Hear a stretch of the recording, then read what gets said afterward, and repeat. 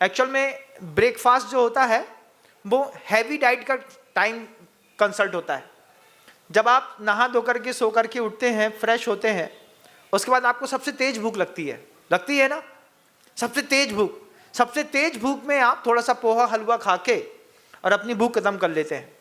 जबकि सुबह 7 साढ़े 7 बजे सिंधियों के यहाँ चलता है बहुत अच्छा सिस्टम। आप सिंधी के यहाँ सुबह के नाश्ता में 6 पराठा, 1 आध 2 सब्जी, उसके बाद थोड़ा सा चावल, बाकी सब दे करके हैवी डाइट ठूस देंगे। उसके बाद बोलेंगे अब जाओ।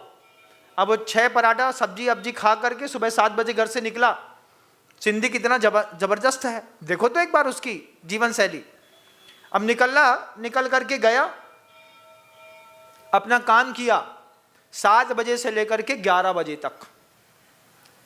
7 के बाद 8, 9, 10, 11, 4 घंटे हैवी वर्क करने के बाद घर आया, फिर आएगा, नहाएगा, धोएगा, फ्रेश होएगा। अब कुछ दे दो, हाँ पोहा बना देती हूँ।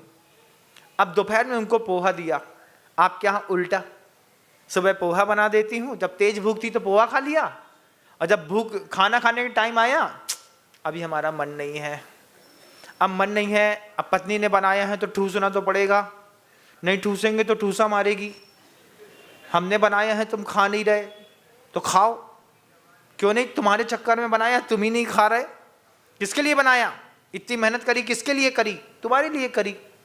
तो भैया 7:30 बजे सुबह कर देती, लेकिन 7:30 बजे का दिमाग चले महाराज जी, तब तो दिमाग तो हमारा यही माइंड में सेट है ना, बायोलॉजिकल क्लॉक, कि 11 बजे भोजन करेंगे तब अच्छा रहता है।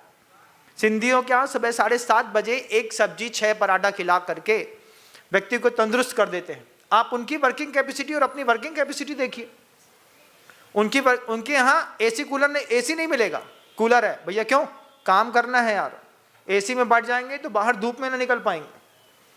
हैवी वर्क लोड करते हैं, अच्छा पैसा दबा के कमाते हैं, अच्छा काम करते हैं। मैं इस सिस्टम को बहुत अच्छा मानता हूँ। आपके यहाँ सिस्टम बिल्कुल उल्टा चलता है। मीठा खाने से भूख मर जाती है, सुबह सुबह बढ़िया हलवा बना दिया, मीठा हलवा खिला करके भूख मार दी। अब क्या करेंगे, कुछ खा लो, कुछ इच्छा नहीं है, अब इच्छा नहीं है, अब डाल दिया तो फिर क्या होगा, फिर ब्रेकफास्ट नहीं होगा, फिर ब्रेक जर्नी होगी। हॉस्पिटल में 6 दिन से पड़े हैं, बेचैनी से लग रही थी महाराज जी, यहाँ पर भारी भारी लग रहा था। डॉक्टर ने बोला तुम्हारा बैड कोलेस्ट्रॉल 150% बढ़ गया है। अब क्या है, अब सात्विक है महाराज जी, रागी की रोटी खाते हैं, मूंग की दाल का पानी पीते हैं। शुरुआत में सीख लिए होते तो फायदे में रहते, लेकिन शुरुआत में कैसे सीखेंगे, कोई उद्बोधन देने वाला मिले तब तो। अब तब कैसे मिले महाराज, हम आपको इतने दिन बाद मिले, तुम्हारी किस्मत में हम नहीं बदे थे तो हम क्या करें बताओ। बड़ी मुश्किल से आए हम बड़नगर, 45 साल लग गया मुझे बड़नगर आने के लिए, कितनी मेहनत करी। आचार कारिका में जाइएगा, भक्ते सुंदर रूपम, भक्ति करने से सुंदर रूप मिलता है। रूप कौन नहीं चाहता, हर आदमी चाहता है ना अच्छा बनना, अच्छा दिखना, मेंटेन रहना।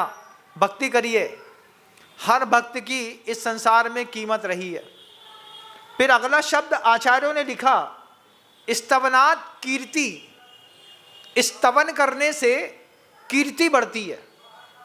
जो चीज व्यवहारिक जीवन में सबसे ज्यादा आवश्यक है वह आपको भगवान की स्तवन करने से मिलेगी। घर के अंदर भी पूछा जाए कीर्ति है आपकी, लोग आपको क्या समझते हैं बताइए, घर के अंदर कीमत कितनी। तुम गिर जाओ और 100 रुपए का नोट गिर जाए तो पहले कौन उठाए, क्या उठाया जाएगा, बोलो 100 रुपए का नोट उठाएंगे ना। हाँ महाराज, अरे अब जे तो गिरे गए महाराज, जे तो उठ जाएंगे, 100 का नोट उठाना पहले जरूरी है। तो अगर नोट गिरा हो और रात में उससे बगल में बब्बा गिरे हो तो पहले पैसा उठाएंगे, उसके बाद बब्बा उठाएंगे। क्यों, 100 रुपए तुमसे ज्यादा कीमती है, तुम्हारी 100 रुपए की भी कीमत नहीं है। सारे पुरुष वर्ग से पूछना चाहता हूं, दुकान के अंदर कोई ग्राहक आता है, उस ग्राहक से जिससे आपको सिर्फ 100 रुपए का अर्थ लाभ मिल रहा है, सिर्फ 100 रुपए कमाना है आपको, आप उससे कैसा व्यवहार करते हैं। आइए भाई साहब बैठिए, कैसे हैं? ठीक है भाभी जी, बढ़िया है, बहुत अच्छा। क्या दिखाऊं? ये दिखाऊं, वो दिखाऊं, ऐसा वैसा? 24 मिनट तक स्माइल स्माइल। अरे अरे साहब बहुत बढ़िया बहुत बढ़िया। अरे साहब आपका तो कहना ही क्या है, आप जैसे ग्राहकी आते हैं तो दिल खुश हो जाता है। उसको ऐसा फुला दिया, वो अपने आप को भामाशाह समझने लगेगा। फिर बाद में वो धीरे से, जैन साहब चिट्टा पैसा हो गया 1500 रुपये साहब, बस। उसने 60 से 500 के 3 नोट गिने, आपका 100 रुपये बचा। 100 रुपये के अर्थलाभ लेने के लिए आप एक कस्टमर से कितना अच्छा व्यवहार करते हैं, जबकि ये बात बिल्कुल तय है कि आप कस्टमर के सगे हो सकते हैं। कस्टमर कभी भी दुकानदार का सगा नहीं रहा। जो बिल्कुल भी सगा नहीं है, उसके प्रति आपका व्यवहार कैसा रहता है, गजब का। और जो आपका सगा है, सगे के प्रति 100 रुपए की भी कीमत नहीं है तुम्हारी। क्या कीमत है महाराज? अपने अंतरात्मा से पूछो। जो तुम्हारा पति 100 रुपए के चक्कर में बाहर इतना मीठा बोलता है, कमरे के अंदर और घर में आने के बाद कैसा एटीट्यूड दिखाता है। उस दहशत मचती है ना, घर में जेंट्स घुसे और दहशत मचना शुरू। और किससे? जिसके साथ जीवन भर रहना, हमारे हाथ की रोटी खानी और हमें को गुस्सा दिखानी, ऐसी तो जिंदगी है। उसके बाद भी लगे हैं पापड़ बेलने में। 2 रुपए की कीमत नहीं है। कीमत बढ़ती है स्तवन करने से, कीर्ति बढ़ती है। स्तवनात् कीर्ति, स्तवन करने से कीर्ति बढ़ती है। कभी आपने इसका प्रयोग नहीं किया होगा, कभी करिएगा। घर के मेंबर का आपको देखने का नजरिया बदल जाएगा।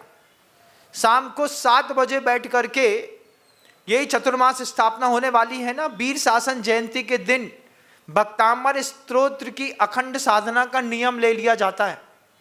हम प्रतिदिन शाम को 7:30 बजे एक स्थान पर बैठ करके भक्तामर स्तोत्र का पाठ करेंगे।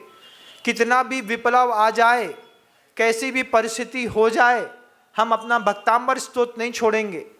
आपके घर के अंदर स्तवन की साधना जब आपके परिवार के लोग देखेंगे, जब आप पढ़ रहे होते हैं ना, भक्तामर प्रणते मौलि मणि प्रभानाम, आंख बंद करके, हाथ जोड़ करके, काय से, वचन से, मन से जब पढ़ रहे होते हैं, तब देवता और घर वाले हर एंगल से आपको देखते हैं। पीछे से देखते हैं कितनी स्थिर बैठी है, आगे से देखते हैं अंतर्ध्यान मग्न है, फिर स्तोत्र पाठ के शब्द को सुनते हैं। जब परिवार वाले को आप देखने का मौका देंगे, अभी तो देखने का मौका नहीं देते। लेकिन अगर आपको मेरी वीडियो अच्छी लगती है तो प्लीज़ मेरे चैनल को लाइक करें, शेयर करें और सब्सक्राइब करें। Thank you.